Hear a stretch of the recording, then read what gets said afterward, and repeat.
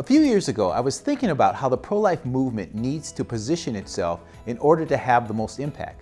After all, we've been laboring for over 40 years to stem the tide of abortion in the United States, yet nearly 1 million unborn children will die from abortion this year. So in that moment, God downloaded a phrase to me that has reshaped the way I think about what it means to be pro-life and, as a result, what CareNet's mission and vision should be. That phrase is pro-abundant life. It's inspired by John 10:10, where Jesus says, "I came that they may have life and have it abundantly." So let me take a moment to explain what pro-abundant life means and how it is transforming CareNet's work and, we hope, the broader pro-life movement. Let's use the analogy of a building to envision what a pro-abundant life approach to the abortion issue looks like. Let's start with the two pillars that uphold the pro-abundant life roof. The first is God's design for the family. We see this modeled in the first chapter of the first book of the New Testament in the story of Christ's birth, which was an unplanned pregnancy from Mary and Joseph's perspective. We learn that God sent the angel Gabriel first to Mary, who had hopes and dreams for her life that did not include a child at this time and in this way. But Mary didn't let the uncertainty of what she didn't know dissuade her from saying, "Let it be unto me as you have said," and she chose life. But what did God do to make sure that Mary's unplanned pregnancy was not a crisis pregnancy? He sent the angel Gabriel to Joseph, who had hopes and dreams for his life that did not include a child at this time and in this way. So Joseph was a man with a plan. He was going to put Mary away quietly. But the angel gave him a new plan, to be a husband to her and a father to the child growing inside of her. Joseph chose life too. Christ was brought into the world to reflect the high idea of God's design for family. For a child to have a mother and a father united in marriage, loving each other, loving their child, and loving God. Indeed, the Holy Family was Holy Family. This is a model for everyone who is facing an unplanned pregnancy and for those who seek to help them.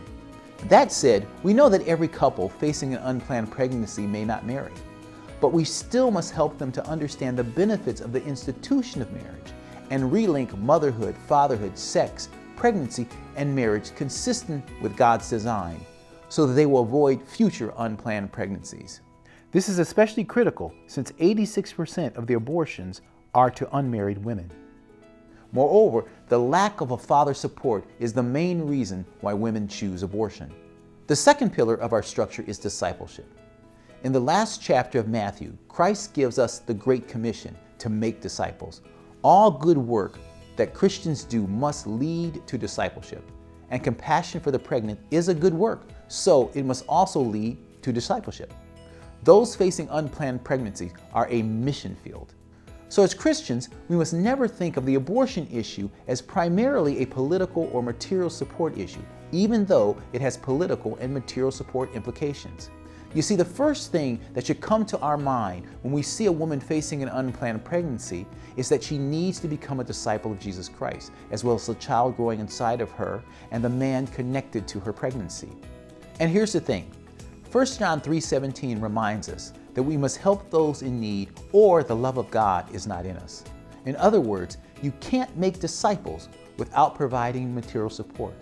Moreover, you can't make disciples without being involved in the political, because as disciple makers, we have to protect the vulnerable through the political process. The key, as Jesus reminded us when he was given a coin with Caesar's face on it and asked if we should pay taxes, is to make the things of God, like discipleship, the highest priority. In summary, discipleship empowers people to reject abortion, and it enables individuals to offer compassion, hope, and help to those vulnerable to abortion. This is Christ's command to us. That is why CareNet's vision, the foundation of our pro-abundant life structure, is a culture where women and men faced with pregnancy decisions are transformed by the gospel of Jesus Christ and empowered to choose life for their unborn children and abundant life for their families. How does this translate into how CareNet serves others? First, we are inspired by the Manger family to share a vision for marriage, fatherhood, motherhood, and family.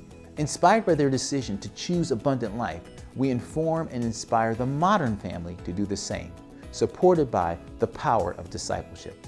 CareNet's affiliated pregnancy centers have saved over 677,000 lives since 2008.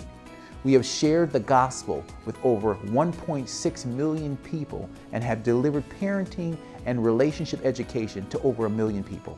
Last year alone, we delivered over $63 million in free education, material, health, and emotional support to over 872,000 women, men, and children. Moreover, to unlock the power of discipleship in communities across the nation, we have equipped churches to start pro-abundant life ministries and to build stronger bridges to their local pregnancy centers through our Making Life Disciples initiative. This will enable small groups to come alongside and support those facing unplanned pregnancies. And finally, CareNet is equipping tens of thousands of individuals with practical and compassionate ways that they can carry out their pro-abundant life beliefs through our free online courses and educational downloads. We hope that you will join us in the pro-abundant life movement to save the unborn, build families, and to make disciples for Jesus Christ. For CareNet, I'm Roland Warren.